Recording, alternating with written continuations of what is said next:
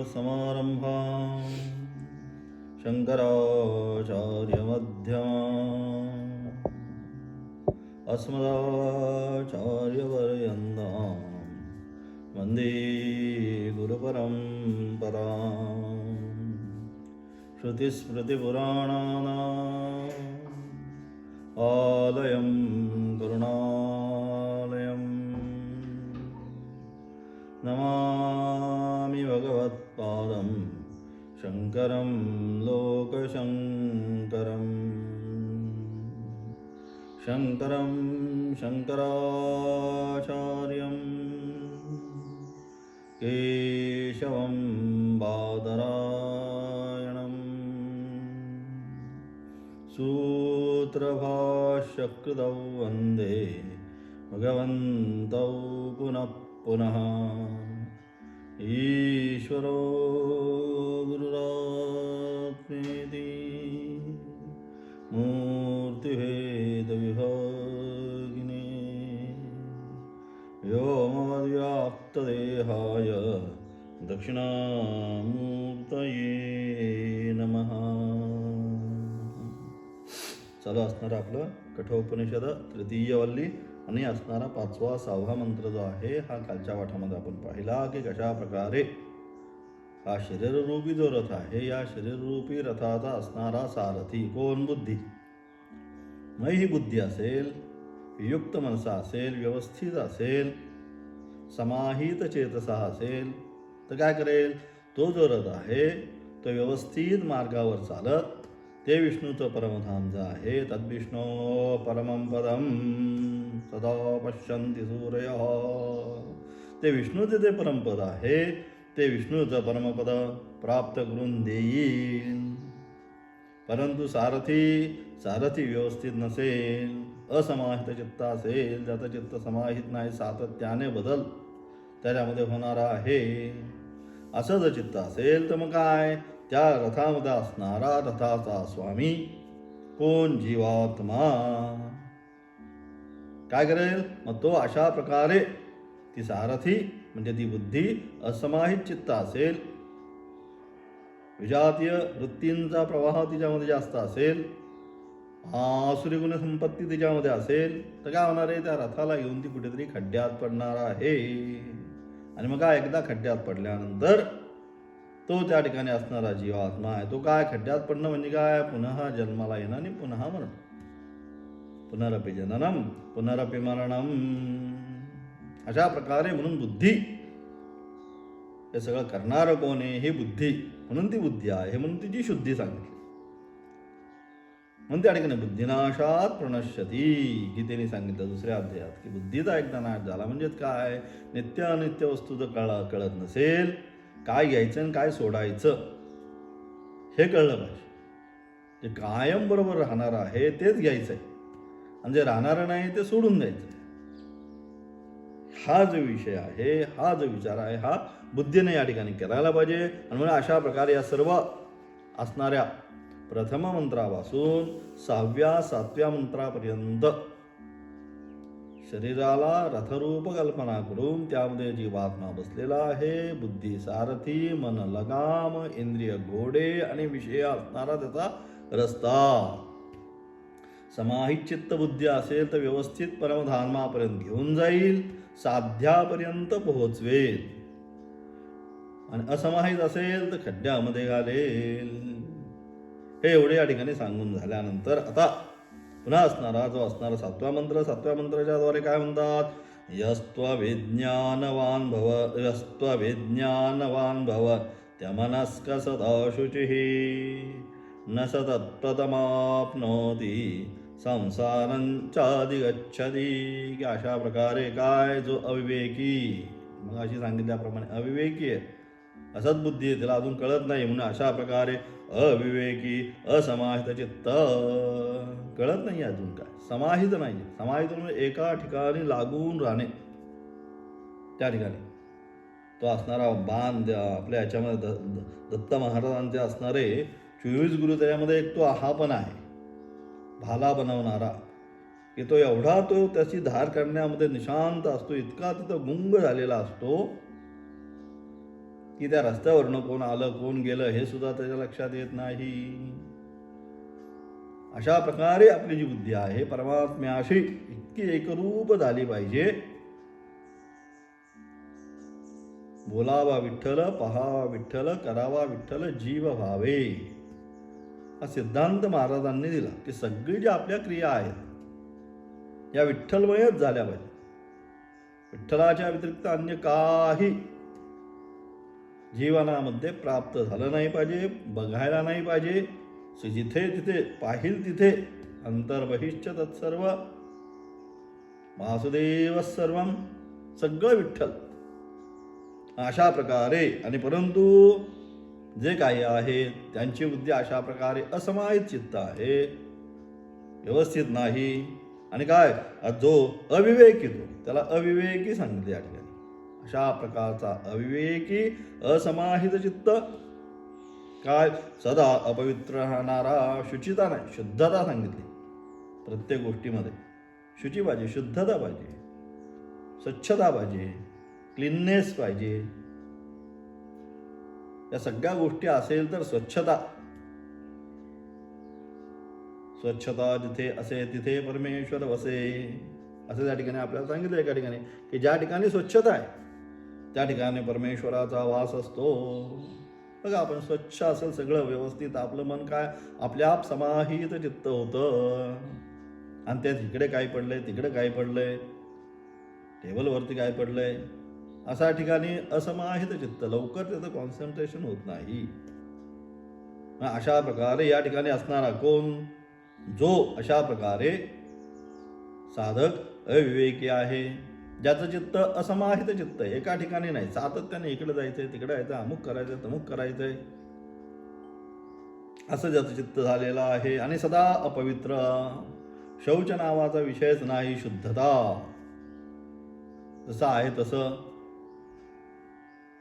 अशा प्रकारचा जो आहे, अशा प्रकारा राहणारा कसा अपवित्र, असमाहित चित्त आणि अविवेकी, या तीन असणारे दुर्गुणांनी युक्त जो साधक आहे तो काय, तो त्या पदास प्राप्त करत नाही. कोणतं ते असणार विष्णूचं पद आहे.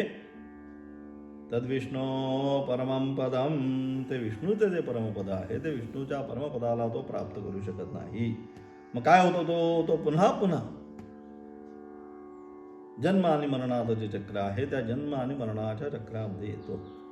म्हणून अशा प्रकारे मग काय ते विष्णूचं परमपद प्राप्त करून घ्यायचं असेल तर पहिला काय पाहिजे, विवेक पाहिजे. नंतर दुसरं समाहित चित्त, नित्य म्हणून सांगितले त्या ठिकाणी हरिपाठामध्ये काय, नित्य नेमनामी तो प्राणी दुर्लभ. नित्याची साधना फार महत्वाची. घरातली भांडी जी आहेत आपण ती काय करतो, दररोज काय जी वापरायची भांडी आहेत ती दररोज स्वच्छ करून ठेवतो. तसं इथे या अंतःकरण रूपी जे हे पात्र आहे याला सुद्धा काय, याला सुद्धा मल येणार आहे. कोणता, काम क्रोध लोभ प्रतिदिन. मग काय केलं पाहिजे, त्याला दररोज स्वच्छ केलं पाहिजे. मग स्वच्छ कशाने येईल, राम रसायन, विठ्ठल विठ्ठल, परमेश्वराचं संकीर्तन, परमेश्वराची पूजा, परमेश्वरांचं जप तप, याने ते काय होणार, पुन्हा पुन्हा स्वच्छ होणार आहे. आणि अशा प्रकारे पुन्हा पुन्हा एकदा ते स्वच्छ होत राहिलं कि मग काय होईल, तो समाहित चित्त बनेल. मग अशा प्रकारे जो असमाहित आहे, अविवेकी आहे, अपवित्र आहे, असा जो साधक आहे तो ते विष्णूचा परमपद जे आहे ते प्राप्त करू शकत नाही. तो पुन्हा पुन्हा या जन्म आणि मृत्यूच्या चक्रामध्येच येत राहतो. काय म्हणतात आचार्य, तस्य पूर्वोक्तस्य अविज्ञानवतः इदं फलम आह. काय म्हणतात, याचेच विशेष विवरण फलाच्या दृष्टीने केले आहे. म्हणजे पहिल्यांदा जे काही सांगितलं दोन हे आहे, कुठला 5व्या आणि 6व्या मंत्रामध्ये जी बुद्धीची भूमिका घेतली की जी बुद्धी काय आहे, म्हणून अव्यवसायात्मिका आणि व्यवसायात्मिका बुद्धी सांगितली त्या ठिकाणी गीतेमध्ये. म्हणून त्याचंच असणारं म्हणजे या ठिकाणी 5व्या आणि 6व्या मंत्रातून जे बुद्धीची सारथी आहे, कारण ती रथाला घेऊन जाणारी आहे, ती समाहित असेल तर व्यवस्थित पोचवेल, असमाहित असेल तर खड्ड्यातच घालेल. मग त्याचंच विशेष विवरण 7व्या मंत्रामध्ये केलं. याचेच विशेष विवरण फलाच्या दृष्टीने केलं. मग फलाच्या दृष्टीने आता इथं सांगितलं की अशा प्रकारे समाहित असेल तर मोक्षापर्यंत येऊन जाईल, असमाहित असेल तर पुन्हा नरकापर्यंत येऊन जाईल, हे सांगण्याचा प्रयत्न केला. याचेच विशेष विवरण फलाच्या दृष्टीने केले आहे. ज्या शरीररूपी रथाचा बुद्धिरूपी सारथी, शरीररूपी रथ आणि त्याचा बुद्धिरूपी सारथी तो काय अकुशल आहे, व्यवस्थित चालत नाही. ड्रायव्हर नवीनच आहे, अजून त्याला कळतच नाही ॲक्सिलेटर काय आणि ब्रेक काय. मग काय होणार आहे, खड्ड्यातच जाणार, दुसरं काही होणार नाही. तसं या ठिकाणी हे बुद्धिरूपी जो सारथी आहे हा अकुशल समाहित चित्त नसलेला, अकुशल अजून त्याला व्यवस्थित कळत नाही, कुठे ब्रेक दिला पाहिजे, कसं ॲक्सिलेटर दिलं पाहिजे, कुठे हे केलं पाहिजे, क्लच दाबला पाहिजे. नुसता क्लच दाबून पण होणार नाही. क्लच ॲक्सिलेटर दोन्ही व्यवस्थित त्याचं तारतम्य ठेवलं तरच गाडी पुढे जाणार आहे. किती क्लच दाबायचा, मग किती ॲक्सिलेटर दाबायचं, हे सगळं ठरलेलं आहे.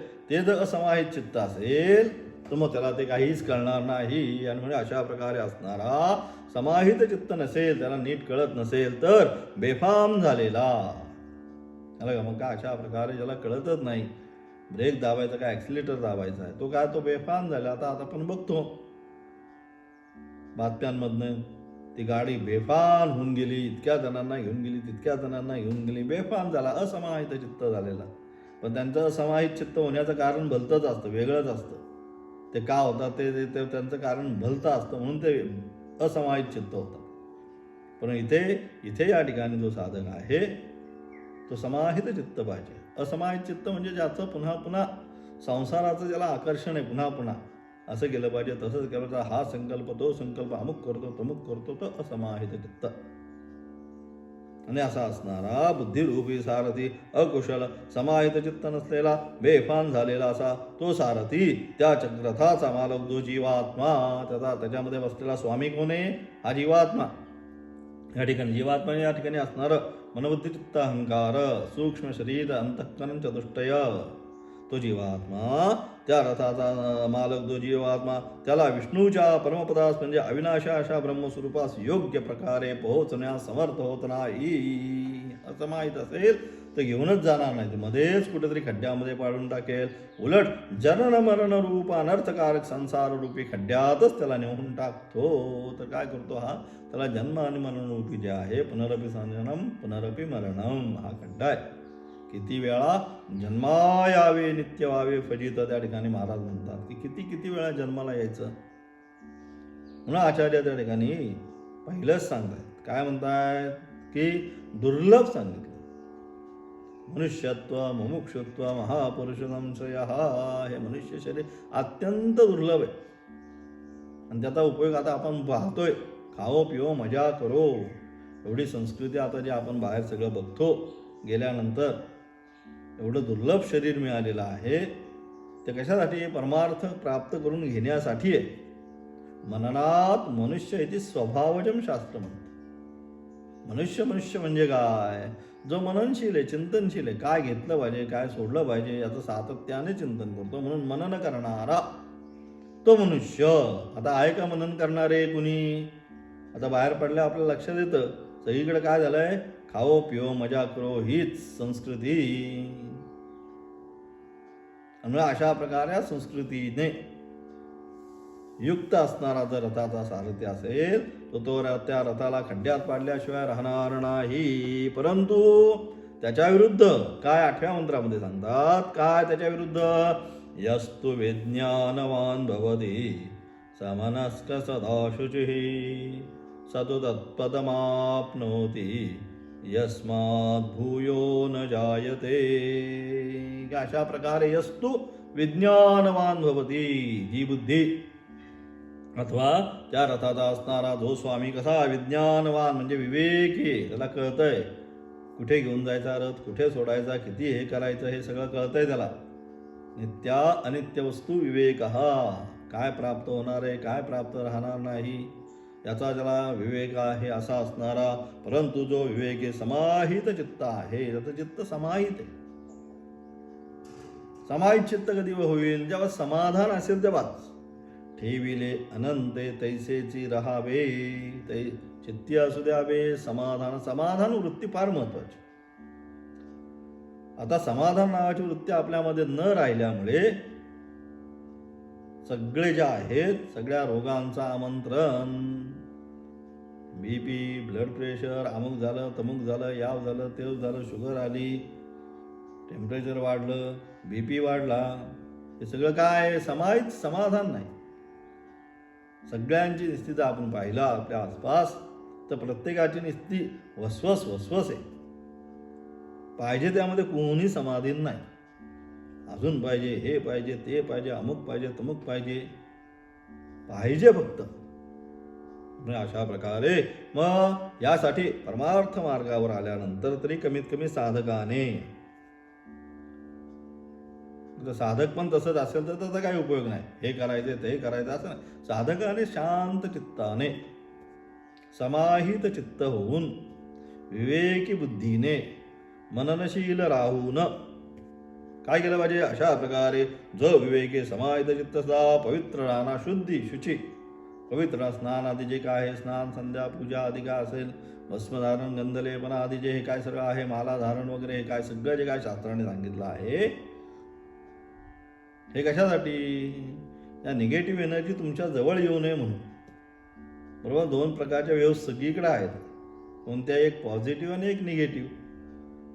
बरोबर. मग निगेटिव्ह ऊर्जा कधी येणार? अपवित्र असेल तर येणार. पवित्र असेल तर पवित्र असेल मग काही होणार नाही. आणि म्हणून असा सदा शुचीही म्हणजे पवित्र राहणारा असा काय तर तो अशा प्रकारे असणारा विवेकी समाहित चित्त आणि पवित्र राहणारा असा जो आहे तो या संसार मार्गातून पार होऊन तोच काय करतो? महारथ आहे ना, हा बरोबर या संसार मार्गातून काय करतो? पार घेऊन जातो. ती नौका पलीकडच्या किनाऱ्याला घेऊन जातो. म्हणजेच काय करतो? ते विष्णूचे जे परमपद आहे ते परमपद प्राप्त करून देतो. कोण? हा म्हणजे कोण? जो विवेकी समाहित चित्त आणि पवित्र असा असणारा सारथी, त्या रथामध्ये बसणारा जीवात्मा, त्याला काय करतो? पहिलं तीराला, त्याची नाव जी आहे ती पहिलं तीराला घेऊन जातो. अशा प्रकारे काय म्हणतात? आचार्य यस्तु द्वितीयो विज्ञानवान विज्ञानवत् सारथी उपेतो रथी विद्वान इति एतत्. याच विपरीत म्हणजे पहिल्याच्या विपरीत. पहिला अविवेकी असमाहित चित्त आणि अपवित्र, हा विवेकी समाहित चित्त आणि पवित्र, हा त्याच्या विरुद्ध आहे. आणि अशा प्रकारे दुसरा काय सांगितलं? याच्या विपरीत. याच्या विपरीत काय? ज्या शरीररूपी रथाची बुद्धिरूपी सारथी कसं आहे? विद्वान कुशल एकाग्र चित्त आहे. विद्वान आहे, कुशल आहे आणि कसं आहे? एकाग्र चित्त आहे. काय करायचंय? साध्य निश्चित झालं पाहिजे. मला कुठं जायचंय?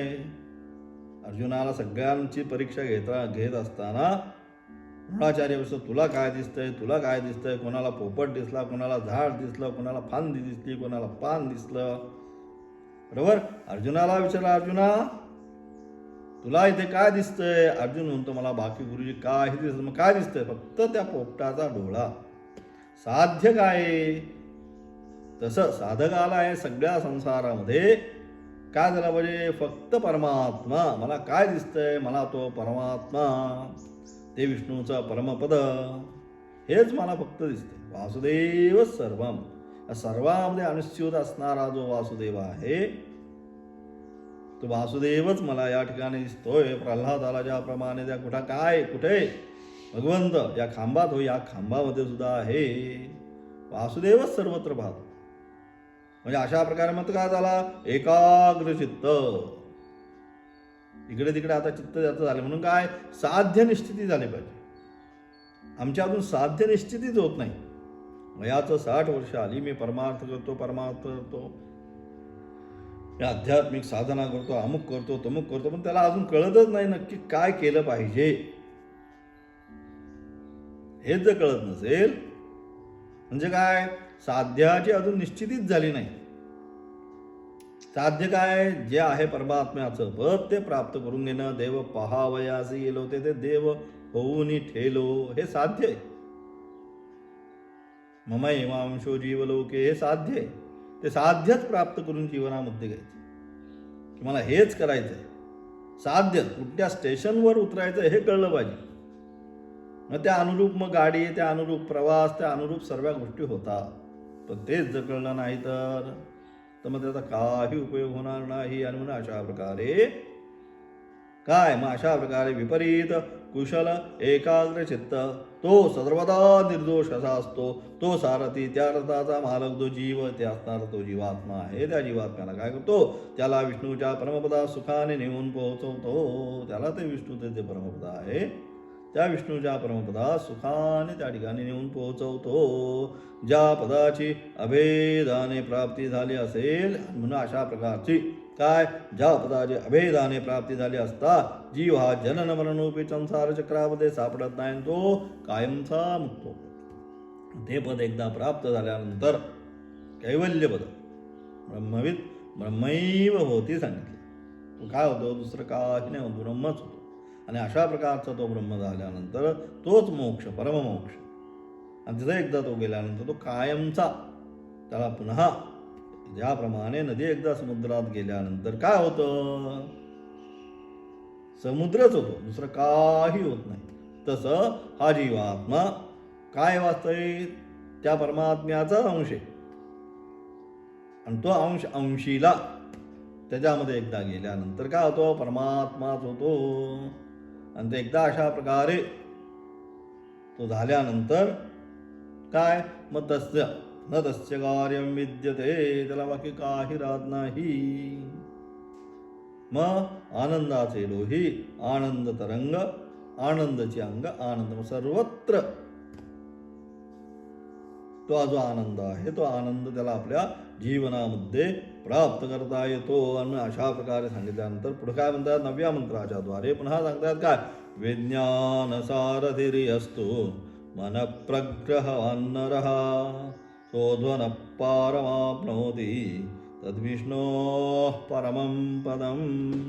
अशा प्रकारे काय, जो साधन विवेकयुक्त बुद्धी सारथीयुक्त आहे, जो साधक विवेकयुक्त बुद्धी आणि अशा प्रकारे मगाशी सांगितल्याप्रमाणे सर्वगुण संपन्न असा आहे, समाहित चित्त झालेला आहे, तो काय, तो व मनास वश करणारा आहे.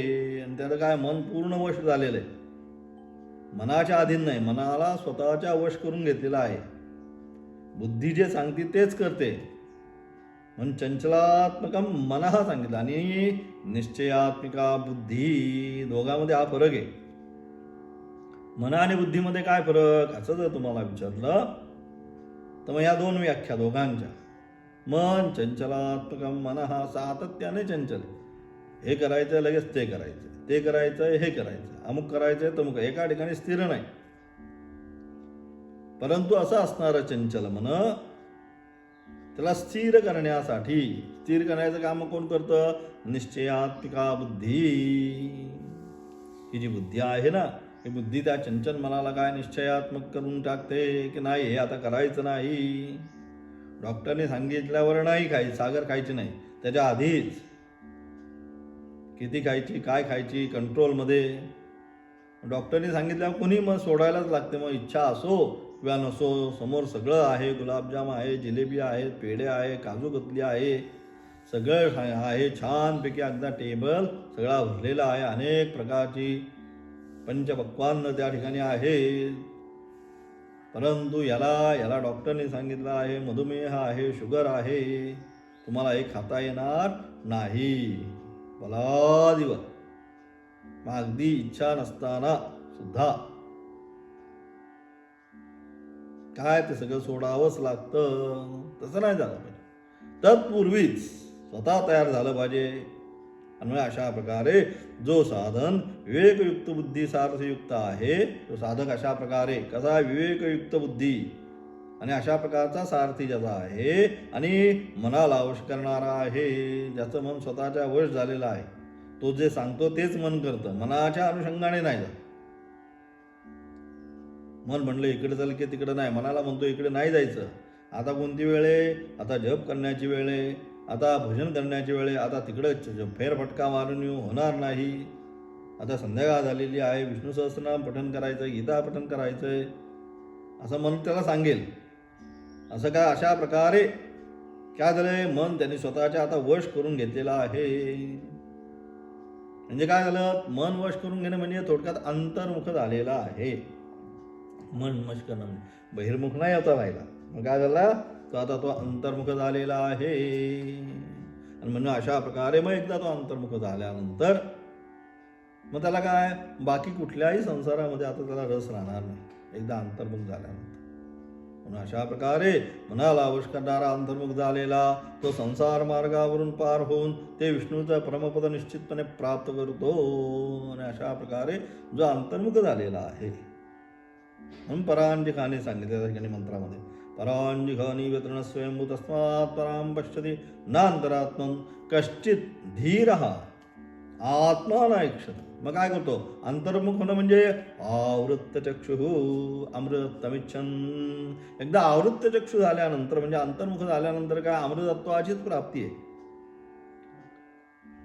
दुसरं काही नाही. म्हणून आवृत्त चक्षु सांगितलं. एकदा तुम्ही आवृत्त चक्षु झाला की काय निश्चितपणे तुम्हाला ते अमृतत्व प्राप्त होणार आहे. आणि बहिर्मुख असेल तर मग बहिर्मुख असल्या मग काय तुम्ही आपलं जातात फिरतात, इकडं जातील तिकडं जातील, अमुक करतील ते खातील हे खातील, सगळं खात बसतील. त्यांच्यासाठी नाही सांगितलं. जो खरोखर अमृत अंतर्मुख झालेला आहे, त्याच्या मनामध्ये खरोखर विवेक वैराग्य निर्माण झालेला आहे की काही नको, आता शेवटी एकच परमात्मा आहे, तेवढाच प्राप्त करून घ्यायचा आहे, अशा प्रकारचा भाव ज्याच्या मनामध्ये निर्माण झालेला आहे, तोच ते विष्णूचं परमपद आहे का, तोच ते जे मोक्षपद आहे, ब्रह्मपद आहे. नावं काही असो त्याच्यामध्ये, किती भिन्नता असो त्याच्यामध्ये, विष्णुपद म्हणा, ब्रह्मपद म्हणा, आत्मपद म्हणा, ब्रह्मविद म्हणा, अहम ब्रह्मास्मी म्हणा, परंतु ते पद असं आहे सच्चिदानंद स्वरूप म्हणा, चिदानंद रूप शिवोहम शिवोहम म्हणा. या सगळ्यामधून एकच सांगायचंय की ते अशा प्रकारे असणार ते ब्रह्मपद ते एकदा प्राप्त तुम्हाला झालं की मग सांसारिक जे दुःख आहे, हे सांसारिक दुःख त्याच्या मला स्पर्श करू शकत नाही. म्हणजेच काय, आत्यंतिक दुःखाची निवृत्ती आणि निरतिशय आनंदाची प्राप्ती. जीवनामध्ये त्याला जो आनंद निरतिशय आनंद, तिथं आता काय निरतिशय आनंद म्हणजे त्या ठिकाणी आता दुःख राहिलेलं नाही. आणि आता जो आपला विषयाचा आनंद कसा आहे, तो विषयाचा आनंद आता आपण उपभोगतो, तेवढ्या पुरता. तो विषय मिळाला की आनंदित, विषय गेला की पुन्हा दुःखी. तसा आनंद नाही पाहिजे. तो आनंद कसा पाहिजे, अगदी कुठल्याही निरतिशय, त्याच्यामध्ये विषयाचा नाही, स्वस्वरूपाचा थोडक्यात जो आनंद आहे तो त्याला त्या ठिकाणी जीवनामध्ये प्राप्त करून घेता आला पाहिजे. की आचार्यांचा असणारं भाष्य, आचार्य काय म्हणतात, किम तत् पदम इतिहास. ते पद कोणतं, इतिहास सांगतो. विज्ञान सारथी असतो यो विवेक बुद्धी सारथी पूर्वोक्त मन प्रग्रहान प्रग्रहितः मनः समाहितचित्तः सन् शुचिः नरो विद्वांसोद्धनः संसारगतेः पारं परमेव अधिगन्तव्यम् इति एतत् आप्नोति मुच्यते सर्वसंसार बंधनैः. की अशा प्रकारे पूर्व मंत्रातील अर्थाचे विशेष स्पष्टीकरण पूर्व दोन्ही मंत्रामध्ये जे काय सांगितलं, म्हणजे कुठल्या 7व्या आणि 8व्या मंत्रामध्ये जे काय सांगितलं त्याचंच आता काय विश्लेषण या मंत्रामध्ये त्यांनी करण्याचा प्रयत्न केला. काय म्हणजे तेच सांगितलं, पूर्व मंत्रातील अर्थाचे विशेष स्पष्टीकरण थोडक्यात केलेले आहे. जो शरीररूपी रथाचा मालक म्हणजे जीवात्मा, या शरीररूपी रथाचा मालक या ठिकाणी बसणारा कोण येतो, तो जीवात्मा. तत्वम पदार्थाचे संशोधन करून तो काय त्या ठिकाणी तत्वम पदार्थ जो आहे अहम ब्रह्मास्मी, तत्वम पदार्थ कशाने, निधिध्यासनाने. श्रवण मनन आणि निधिध्यासना. वेदांताची साधना काय सांगितली, पहिलं श्रवण गुरुमुखातून, स्वतः नाही, जे काय गुरु सांगतील आचार्य सांगतील त्या गुरूंकडनं काय तद्विज्ञानार्थम च गुरुमेव अभिगच्छे, ज्याप्रमाणे गुरु सांगतील त्यांच्या मुखातून त्या सर्व शास्त्राचं श्रवण केलं पाहिजे.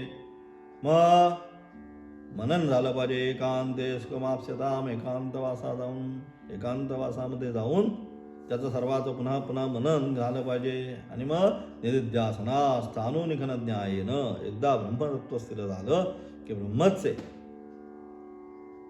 की मग काय त्याच्यावरच पुन्हा पुन्हा कॉन्सन्ट्रेशन हेच प्राप्त करायचं आहे, त्याचंच पुन्हा पुन्हा ध्यान करणं. आणि म्हणून अशा प्रकारे कशाने श्रवण मनन आणि निध्यासनाने ज्याचे चित्त अत्यंत एकाग्र झालेलं आहे की अशा प्रकारे निध्यासनाद्वारे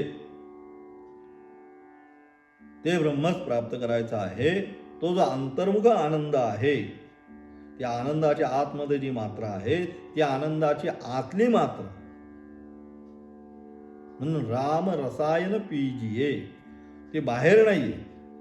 तो बसल्यानंतर त्याला शांत असा स्वतःलाच त्याला अनुभव होतो. कोणाला होतो की जो अंतर्मुख झालेला आहे त्याला इथेच सापडतं. तो अमृतकुंभ जो आहे हा अमृतकुंभ बाहेर कुठं बघायची गरज नाही, तो तिथला आतमध्येच त्याला सापडतो. आणि अशा प्रकारे म्हणजे तो एकदा सापडल्यानंतर मग काय तिथेच त्याला तो आनंदाची मात्रा सापडते. मग तो अंतर्मुख होतो. मग त्याला एकांते सुखमाप्स्यताम, तुका म्हणे आम्हा एकांताचा वास. मग त्याला कुठेही जाऊशी वाटत नाही, काही करूशी वाटत नाही. शांत एका ठिकाणी बसून परमेश्वराचं चिंतन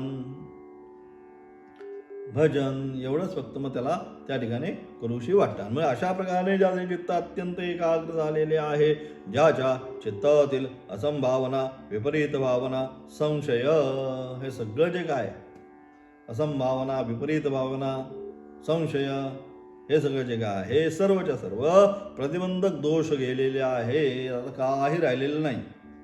विपरीत भावना पण राहिलेली नाही, नंतर असंभावना पण राहिलेली नाही, कुठल्याही प्रकारचा संशय पण आता मनामध्ये राहिलेला नाही. स्थिर झालेलं आहे की बस हेच प्राप्त करायचं आहे. अगदी निश्चय झालेला आहे की खरोखर हा संसार वास्तविक नाहीच आहे, इकडं दुःखच आहे. सुख पाहता जवा एवढे दुःख पर्वता एवढे त्याच्यामध्ये. आणि असा संसार जो आहे तो आता मला नको हा दृढ निश्चय आता झालेला आहे. आणि म्हणून अशा प्रकारे सगळं आता मनामध्ये क्लिअर झालंय, काही मनामध्ये राहिलं नाही. तेच सांगितलं असंभावना, विपरीत भावना, संशय काही आता क्लिअर, एकदम विजन क्लिअर झालेलं आहे. बस परमात्माच आहे, परमात्म्याच्या व्यतिरिक्त आता काही नाही, संशय मात्र नाही आता दुसरा की हा आहे का नाहीच, परमात्माच आहे. अशा प्रकारे काय झाले हे सगळे दोष वगैरे प्रतिबंध जे आहे हे सगळे प्रतिबंध आता काय सगळे शिथिल झालेले आहेत.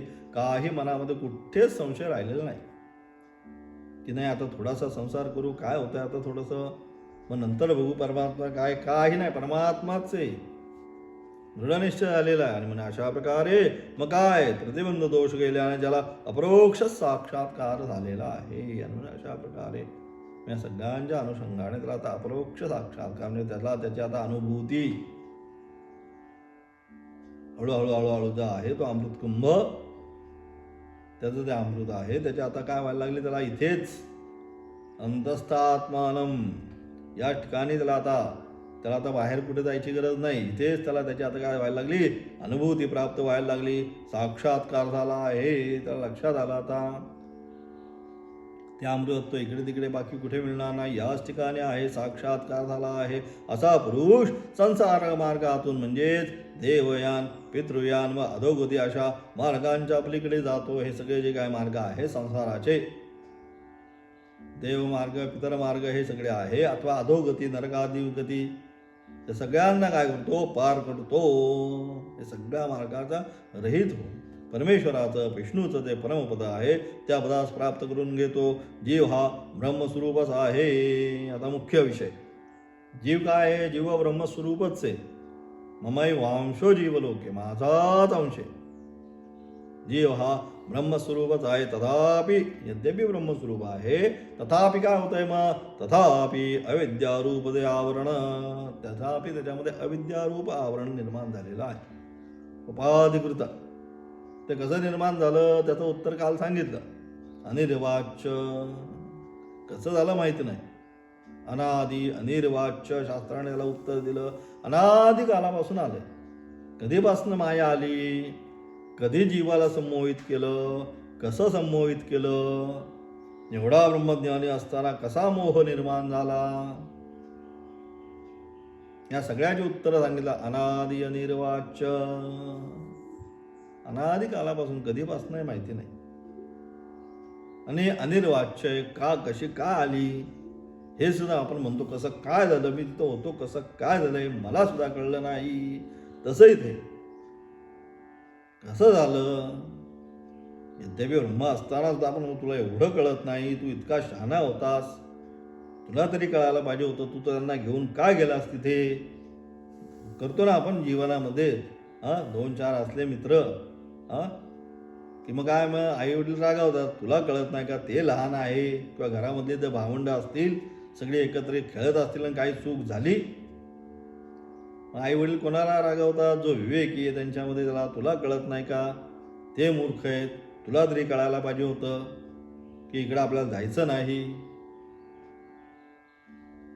तसं या ठिकाणी यद्यपि ब्रह्मच आहे, परंतु मायेच्या काय अधीन झाला, आणि जसा मायेच्या अधीन झाला तसा जीवभावाला प्राप्त झाला. कसा झाला, का झाला, कुठून झाला, याला उत्तर काय इथे सांगितलेलं नाही. त्याला सगळं एकच शब्दशास्त्राने अनिर्वाच्य, ते काय आम्ही सांगू शकत नाही. आणि म्हणून अशा प्रकारे, म्हणून काय तो ब्रह्म जीव, काय जीव वास्तविक म्हणून सांगितलं, जीव वास्तविक ब्रह्मस्वरूपच आहे. परंतु ब्रह्मस्वरूप असताना काय अविद्या, ही जी अविद्या आहे ना, या अविद्येच्या नादी लागून काय झालं, तो तथापि अविद्यारूप ते आवरण जे आहे, त्या अविद्येच्या नादी लागून ते ब्रह्म जीवभावाला प्राप्त झाले. मग जीव हा ब्रह्मस्वरूपचा आहे, तरी तथापि अविद्यारूपी ते आवरण ते तत्वज्ञानाने दूर झाले की मग ते कशाने दूर होईल, हे अविद्या ही माया ही कशाने दूर होणार आहे, हे फक्त तत्वज्ञानाने. तिचं तत्वज्ञानाने म्हणजे तिचं स्वरूप जाणल्यानंतरच. मी मायेचा नाश करण्यासाठी एवढा जप करतो, माया माया होणार नाही. वास्तविकता कळली पाहिजे. आपण म्हणतो तुला वास्तविकता कळली पाहिजे, त्यातली ते काय आहे तिथं. तुला वाटतं तसं, किंवा तो तसा आहे, पण तो वास्तविक तसा नाहीये, वास्तविकता ती आहे. तसं इथे सुद्धा हे संपूर्ण जगतामध्ये, संसारामध्ये त्याचं वास्तविकता काय आहे, वास्तविकता कळली पाहिजे. सर्पाचा जरी भास असला तरी वास्तविकता काय आहे, वास्तविकता रज्जूच आहे. तसं जगताचा जरी भास असला तरी वास्तविक काय आहे, जरी भासत असलं संपूर्ण जगात, वास्तविक परमात्माच आहे, आधार परमात्माच आहे. आधार पाहण्याचा प्रयत्न केला पाहिजे, ना की आधारावर असणारी वस्तू. सर्प पाहिला की मग दुःख मोह सगळा निर्माणच झाला, पण रज्जू पाहिल्यानंतर काही नाही, रज्जूच आहे. तसंच आहे संसार पाहिल्यानंतर सगळं आहे, मग सुख दुःख मोह तू मी सगळं आहे मग. आणि मग परमात्मा पाहिल्यानंतर मग काही नाही, परमात्माच आहे, वासुदेवच आहे. तेच सांगायचा प्रयत्न केला. आणि म्हणून काय झालं, मग जीव हा तथापि अविद्यारूप ते आवरण ते तत्वज्ञानाने दूर झाले. तत्वज्ञानानेच ते दूर होतं, बाकी त्याला दुसरं काय ना. अन्य पंथा विद्यते अनाय, दुसरा कुठलाच मार्ग या ठिकाणी सांगितलेला नाही. आणि म्हणून अशा प्रकारे जीव हा ब्रह्मस्वरूपच आहे, तथापि अविद्यारूपी ते आवरण ते तत्वज्ञानाने दूर झाले की स्वयंसिद्ध स्वरूप, स्वयंसिद्ध आहे. अलग लक्षात, त्याला सिद्ध करण्यासाठी कुठेही जायचं नाही की मी सिद्ध झालो, मी सिद्ध झालो, तो स्वयंसिद्ध आहे.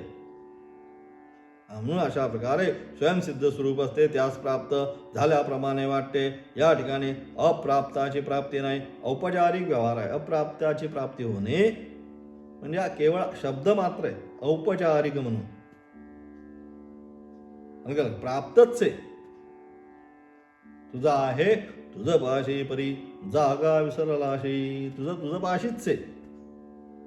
दुसरं कोणी आणून दिलं, याव केलं तेव केलं, काही केलं नाही. कोणी आणून दिलं नाही, कुठं गेलं नाही, कोणी चोरून नेलं नाही, कुठं लॉकरमध्ये पडलं नाही, कुठे नाही, आहे तिथंच आहे. फक्त काय जागा विसरल्यामुळे तुला कळलं नाही तर ठेवलेलं आहे ते. त्याप्रमाणे आणि म्हणून अशा प्रकारे हे बाकीचे सगळे जे आहे अप्राप्ताची प्राप्ती वगैरे होणे हे सगळं औपचारिक व्यवहार, केवळ व्यवहार मात्र. प्राप्त नव्हतं ते प्राप्त झालं, फक्त एक केवळ औपचारिकता. प्राप्त तिथंच होतं, कुठे गेलं नव्हतं. फक्त काय जे होतं ते मानत नव्हतं. मग ते मानण्यासाठी गुरु, शास्त्र, परंपरा त्यांनी त्याला ते मानायला सांगितलं की बाबा नाही, असं नाही, हे जे समजतोच हे असं नाही, हे असं आहे. तत्त्वमसी ही जी महावाक्याच्या द्वारे तेच सांगण्याचा ठिकाणी प्रयत्न केला. आणि अशा प्रकारे सर्व मंत्रांच्या द्वारे कोण जो समाहित आहे, विवेकी आहे, जो पवित्र आहे आचरणवाला, त्यालाच ते विष्णूचं परमपद प्राप्त होतं. जो असमाहित, अविवेकी, अपवित्र असा आहे त्याला ते विष्णूचं परमपद प्राप्त होऊ शकत नाही. हे सगळं कुठला 7, 8, 9 या तिन्ही मंत्रांच्या द्वारे ते सांगण्याचा या ठिकाणी प्रयत्न केला. त्यानंतर असणारा 10वा मंत्र, इंद्रियेभ्य पराख्यर्थार्थेभ्यश्च परमनः मनस्तु परा बुद्धिर्यो बुद्धे आत्मा महन परः. त्याचा असणार विशेष व्याख्यान उद्याच्या पाठामध्ये पाहणार आहोत. ओम तत्सत.